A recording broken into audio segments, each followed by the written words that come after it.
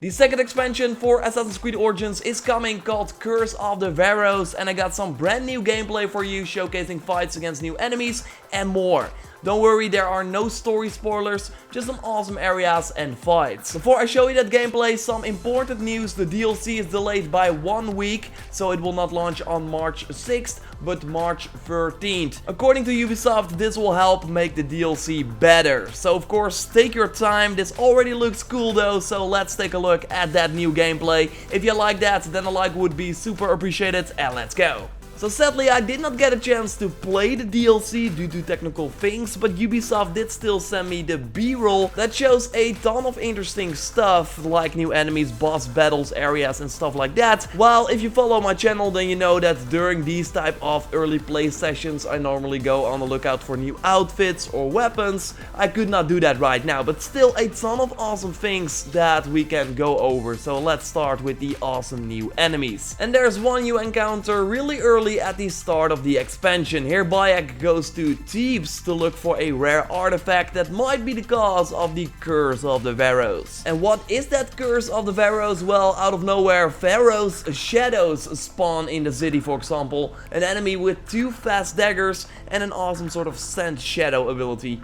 I'm not sure what it does, but it does look cool. I really wanted new enemies in Assassin's Creed Origins, so I'm happy to see them in action here. We already knew that scorpions would be an enemy in this DLC, and you can find them in a new region called Aru. And yes, we have the Shield of Aru as well, of course, from the Trials of the Gods community challenges, so this is an area in the DLC as well.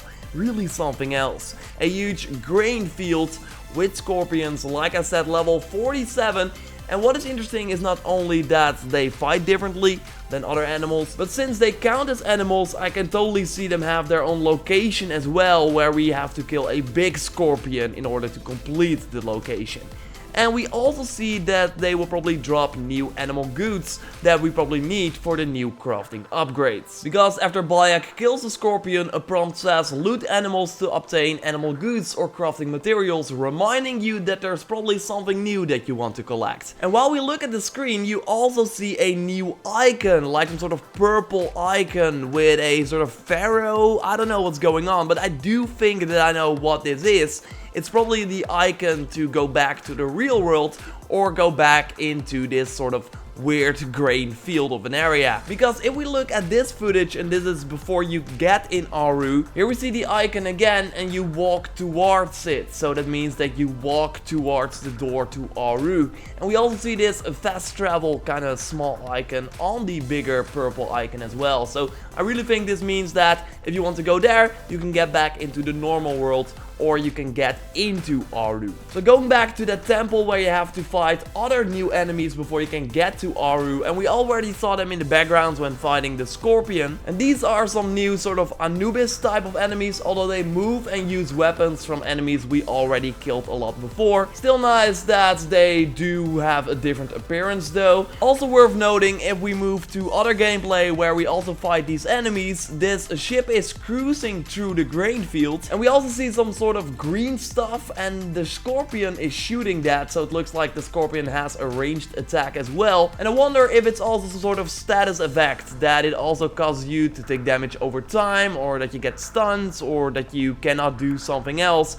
Some sort of new curse, some sort of poison new thing, and maybe we can find that on our weapons as well. That would be really cool. Moving over to the first real boss battle we see in this DLC, I would imagine it's against Nefertiti, and she looks like the Pharaoh shadow we saw earlier, but she has some extra abilities that will probably prove her to be a worthy opponent. What we see here is that she can make her blades turn red and then suddenly have increased speed to run towards you. These fights remind me a little bit of the Duelist from the Assassin's Creed Origins arena, with a ton of fast attacks and dodges. And if you know me, then you know that I really love the arena, one of the most fun things in the game. So having more fights like that against unique looking enemies is going to be really awesome. So before we take a look at some overviews of new areas, let's first take a look at some screenshots I got from Ubisoft as well, because these show some new equipment that we can get in this DLC. So in the first one we see Bayek against Nefertiti with an awesome new weapon and a shield. really huge looking shield, really cool. And the weapon looks cool as well. So I first thought, okay, is this a heavy blunt weapon? But the more I look at it, the more I think it's a scepter because of the stance. Because if Bayek like has a heavy blunt weapon, he like stands differently than when he uses a scepter. So let me know what you think in the comments down below. When he uses a scepter, it kind of looks like this. But of course, why does it have like the huge sort of ball on top of it? Let me know what you think in the comments down below. Another picture shows the Theban Metropolis region, and I think what we see here is the temple of Hatshepsut, and I hope I pronounced that name right. Anyway, if we kind of enhance here, then we see Bayek standing there with new equipment upgrades. Golden bracers, we see some dual blades, not sure if they are new, but the outfit for sure is black and gold with a red robe. Looking really cool, except that we could not see the hood, but I would imagine that it's just a standard Assassin's Creed hood. So we will get a ton of golden stuff in this DLC. We kind of see new bows on the back, I think, as well.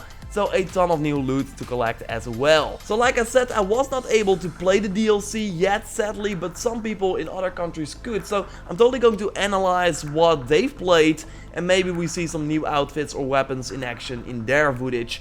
I will totally make a video about that. If you find something interesting, hit me up on Twitter or Instagram. You can both find me at JorRaptor. Then we also have some new areas that we can take a good look at thanks to Xenu. Let's start with the Temple of Hatshepsut, shall we? A ton of sand before it, a small pyramid on the left inside the temple, looking cool. Going back to an earlier part of the DLC, Thebes, looking at this huge new city in the game with a big building on the top right, or a palace, what is it? Just a ton of small houses and pillars in general. We see a blacksmith, a weaver store, there are some side quests obviously.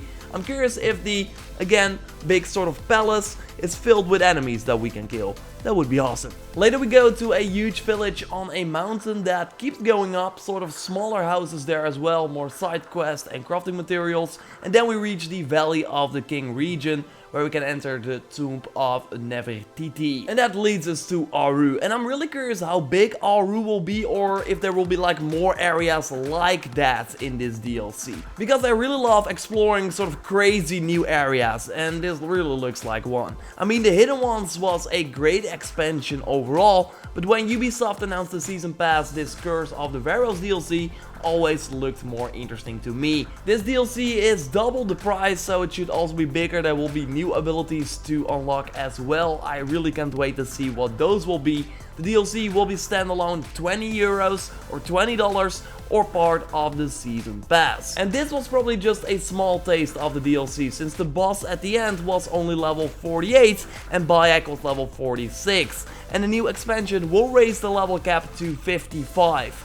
In the trailer we also saw some other big enemies that I can't wait to fight, so good stuff all around. Really can't wait to dive into this new content for Assassin's Creed Origins. Like I said, I will like analyze stuff that other people put up, see if they maybe, found some awesome weapons or outfits. For now we know, again, that the DLC is sadly delayed to further polish it. It will launch on March 13th. This probably means that the patch that was first slated to hit on February 27th will be moving to March 6th. But when we know more about all of that, I'll of course keep you up to date. So subscribe to miss nothing on Assassin's Creed Origins. Check my video on the New Game Plus mode that they just released with everything you need to know. Like this video to support the channel. What do you think of the Curse of the Pharaohs gameplay? And I will speak to you next time. Goodbye.